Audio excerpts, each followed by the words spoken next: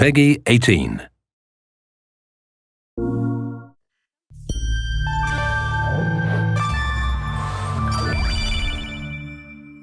Hi, my name is Colin Graham, and I'm the animation director on Watch Dogs 2. Today we want to give you a look at our free-roaming demo and give you a more detailed look at the open world and the Bay Area. This video is recorded from an alpha build of Watch Dogs 2 running on PS4. In Watch Dogs 2, we've expanded our hacking tools to give the players more options. By tapping and releasing the L1 shoulder button, we can do a contextual quick hack on this person. If we want more hacking options, we simply hold the L1 button while focusing on our target. Now we can see that there's 4 contextual hacks available on this car. Using the L1 button in 2 different ways allows the players to have fast access to the most common hacks, but it also opens up additional contextual hacks. This gives the player more hacking options than before. We've also added a NetHack view to the hacking toolkit, which allows you to toggle a digital filter to see the world like a hacker. We can easily pick out hacking opportunities and also pick out strange digital signals and data anomalies that are of interest to us. The orange signal indicates that there's a person whose digital profile has interesting properties for us to investigate. So let's take a closer look. When we're exploring the world, NetHack is a very useful tool to help us identify people or items of interest. It's a really good idea when you explore the open world to use your NetHack and look around, because you never know what you'll find. We can hack into his phone and read his text messages to get a clue about what's happening. As a hacker, it's really easy for Marcus to get someone's personal information. This guy's text messages indicate that he's experiencing strange behavior happening on his phone. He seems to think that it happens every time he comes to this exact area. Let's see what our DedSec teammates think about these strange signals. That felt like a rock star pose. Found something weird. Sweet. Get a picture. No, I mean, my MC catcher detector is going off. We really need to find a better name for that. Why? That's the technical name. My Stingray sniffer tells me somebody's leeching data off of people's phones below.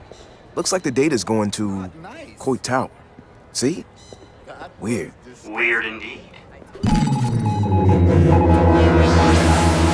Marcus has detected that there's an illegal Stingray box deployed somewhere around Coit Tower. We now have access to a new DedSec operation, and we can track it with our DedSec app. You can do any operation you want in the order that you want, as long as you've discovered it and it's in your DedSec app. With the NetHack, we can see the Stingray box is deployed all the way on the top of Coit Tower. But since the tower is closed, we're going to have to find another way to reach it. You still have a little on your nose. In Watch Dogs 2, Marcus has some custom-built toys to play with, so we can just deploy our quadcopter and fly it to the top. Coit Tower is an iconic landmark known for its great view. From here, you can see the whole city is accessible. You can visit landmarks like Sutro Tower, you can explore Golden Gate Park, or take a drive across the bridge to Marin. You can sail the bay on a sailboat, or you can visit Alcatraz, or maybe take a selfie with the sea lions on Pier 39. You can also travel across the Bay Bridge to Oakland, or take the freeway south to Silicon Valley. You can also take your time and explore San Francisco's diverse neighborhoods like Chinatown, Castro, or even the Tenderloin. With the drone, we can easily hack into the Stingray box and track its source. This one is operated by Greystrom, who are illegally installing these boxes all across the city. The open world is full of opportunities like this DedSec operation. All you have to do is explore the environment using NetHack and the Profiler to find them all.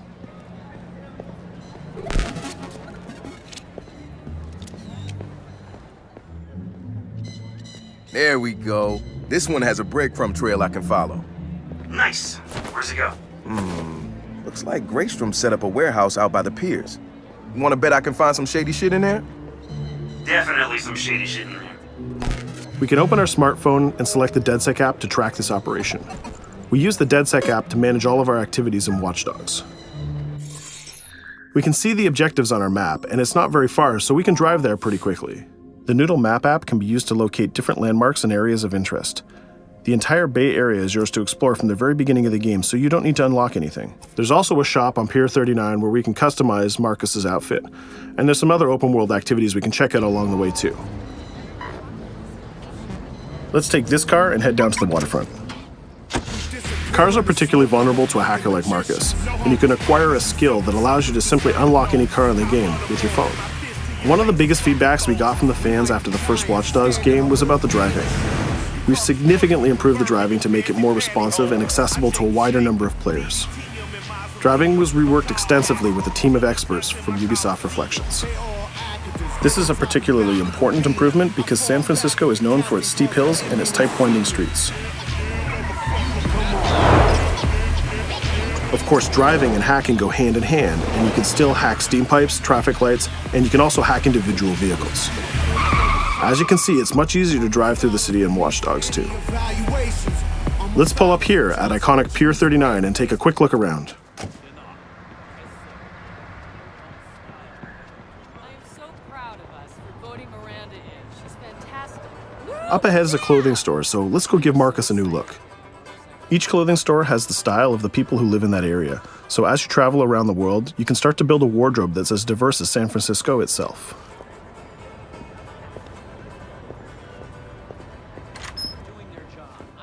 There are over 700 unique items of clothing that Marcus can purchase to wear, with over 1 billion possible combinations.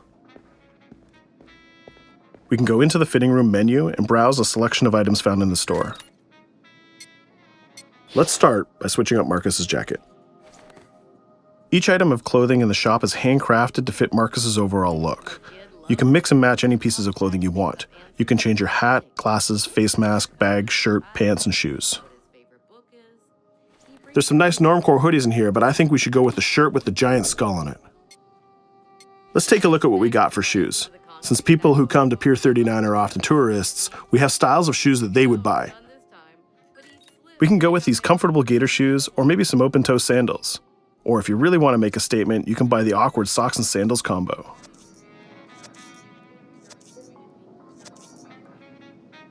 In the end though, I think we should go with Stars and Stripes Chucks. We could really stay here all day trying on clothes, and each store has a wide variety of clothing options so you can really make Marcus look the way you want. From biker leather to hip-hop, from pinstripe suits to tie-dye tank tops, you can really craft the look that's unique to you. In Watch Dogs 2, you manage your activities from your smartphone. There's an app shop, a media player, the DedSec app, and a research app that allows you to develop new skills. Let's take a look in the app shop to find the ScoutX app. San Francisco is full of iconic landmarks, so as you explore the world, you'll find new ScoutX objectives in the app. Once we've installed it, we can find nearby landmarks and go check them out. When you visit San Francisco, there's so many great landmarks to visit. The ScoutX app will be like your tour guide in Watch Dogs 2. We're right near the crab statue on Pier 39, so let's go to that one right now.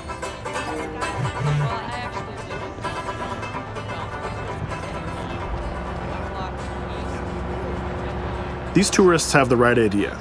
We'll just pop open our phone and select our camera and take a picture of this giant crab. Let's make it a selfie and use the California Vibe filter.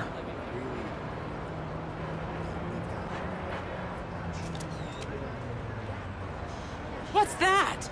Uploading the photos to the ScoutX app will give you more followers, and you'll need those followers to progress through the game. So we had a look around and we bought some new clothes, but let's get back on track and head to that next pier, and we'll take care of that stolen data at the Greystrom site.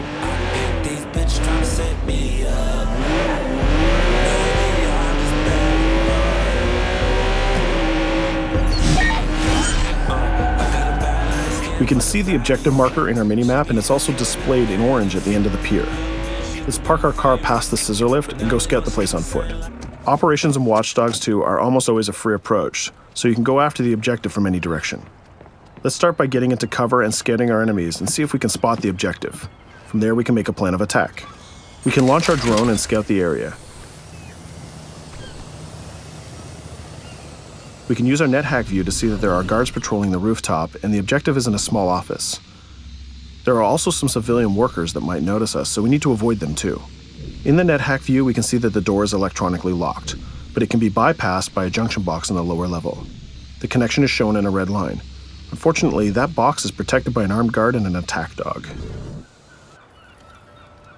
So we'll probably have trouble if we try to sneak past the dog in person, but luckily Marcus has another toy, which is the RC jumper. This little guy is small and much harder for enemies to detect. The RC jumper is another DedSec gadget that gives Marcus a different way to approach obstacles in the layout. The RC jumper has this cool little robotic arm that's been hacked into the body. This allows him to physically interact with objects and allows Marcus to stay safely hidden. Now the junction box is unlocked and we can open the door upstairs.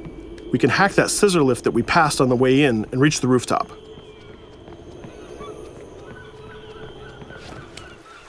By hacking into the OS of the scissor lift, Marcus can take remote control of it. Not only can you raise it up and down, but you can actually drive it around anywhere you want in the world. This level of control gives players total freedom when dreaming up an approach to a mission.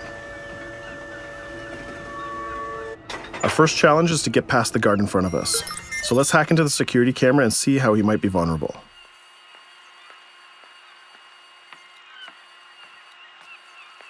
There's an industrial air conditioner unit that we can hack. We can set it to explode when the guard comes close, and we can hack it to attract the guard with a strange noise.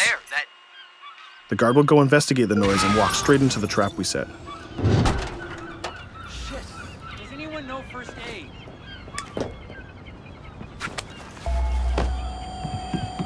And just like that, we've taken out the guard, created a distraction, and slipped into the compound.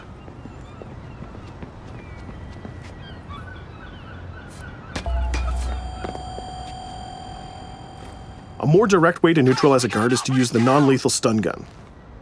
Marcus has an array of non-lethal tools and techniques, and you can complete the entire game without actually killing a single enemy. Since we already unlocked this door with our RC jumper, we can just quick hack it to open it. Now we're in the room, we just need to install one of our custom DedSec boxes into this Bloom terminal, and we've completed our final objective. All that's left to do now is escape undetected.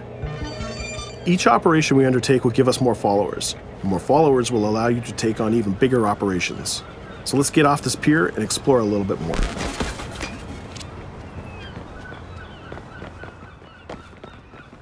Tell me you fucked up their hardware? I left an expensive little present in their system, and they're going to pay for it. Damn, you sound like Jimmy Siska. Hell yeah!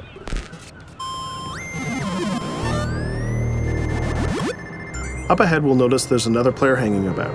He's easy to spot because of the purple icon and the gamer tag over his head. In Watch Dogs, your game session can be seamlessly merged, and you will often encounter other players exploring the world just like you. This guy looks really friendly. We have an opportunity to join up and form a co-op party, so let's send him an invite.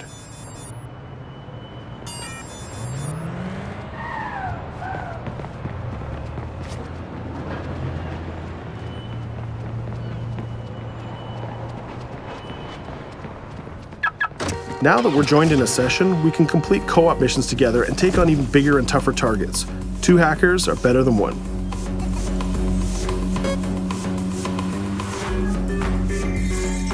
We're gonna head across the bay to Prescott, which is in North Oakland, to infiltrate a gang lair. We can get there by driving across the Bay Bridge together.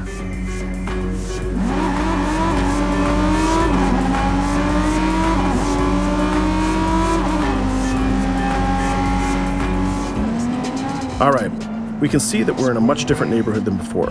This is Prescott, a subdistrict of North Oakland, and the location of our next co-op operation. With our partner, we can go together and activate this mission.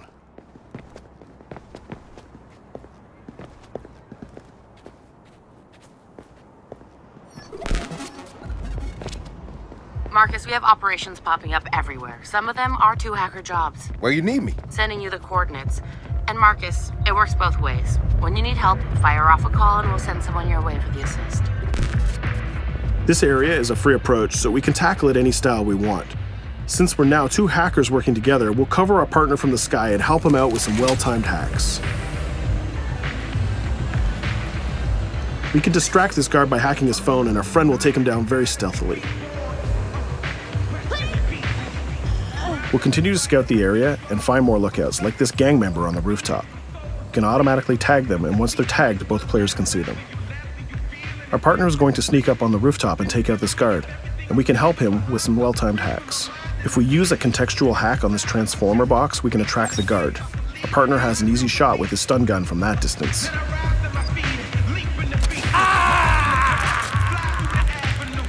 Using the NetHack view again, we can see that there's a lockbox connected by red connection lines to a room on the other side of the compound.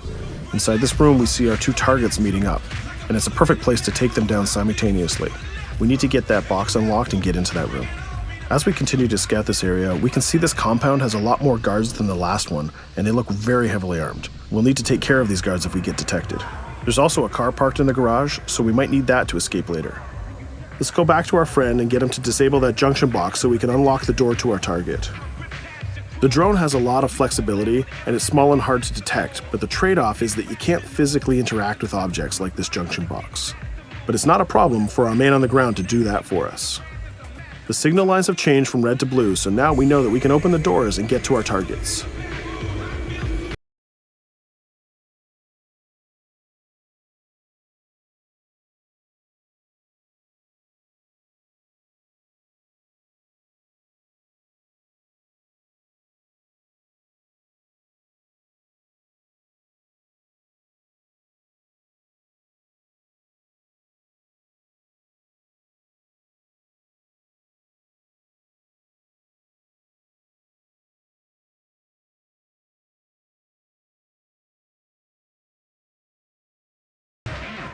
Our partner is camped out by the door ready to rush into the room, but we're going to create a distraction first.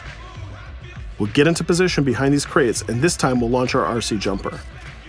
Once our partner opens the door, we'll zip in and create a distraction.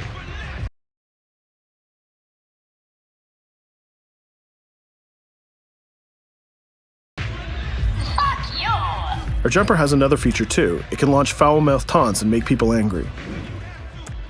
Now's our chance. The gang leaders are distracted, so let's rush the room. This guy was pretty tough, but getting a thunderbolt to the face will ruin his day. Now we have his cell phone and all the evidence that we need. We just need to plan a way out of here.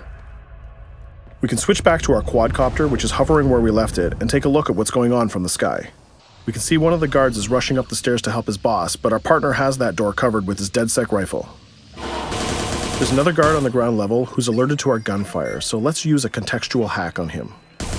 We've changed his profile to make a rival gang think that he's a police informant. The rival gang will come to this compound and take care of him for us. Things are heating up, so we're going to have to improvise a little bit. We can hack the car in the garage and reverse it away from the enemies so we can use it for our getaway. The rival gang just arrived and they've engaged in a gang war with the remaining guards. These guys aren't messing about, they're armed with grenades and body armor. We'll take some higher ground and use our DedSec 3D printed assault rifle to take them on. They're here somewhere. Find them. Hey, we lost us.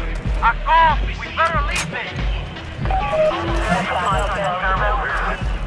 There's still one guard left, so we can hack his headset, which leaves him vulnerable to a takedown.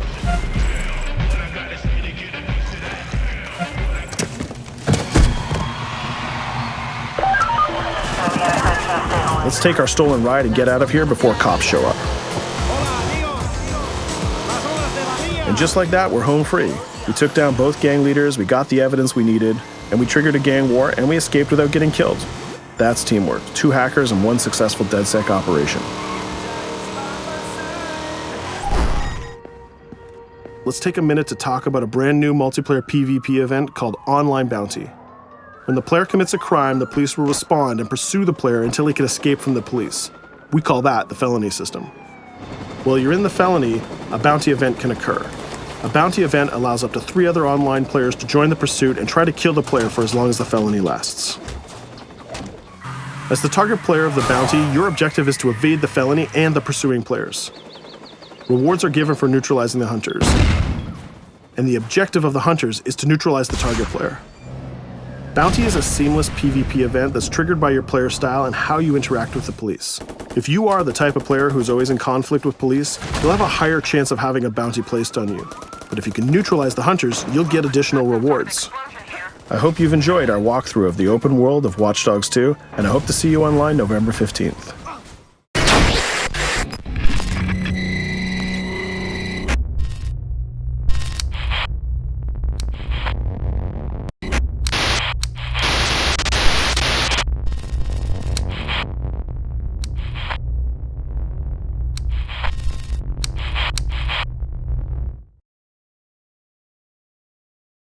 For the players.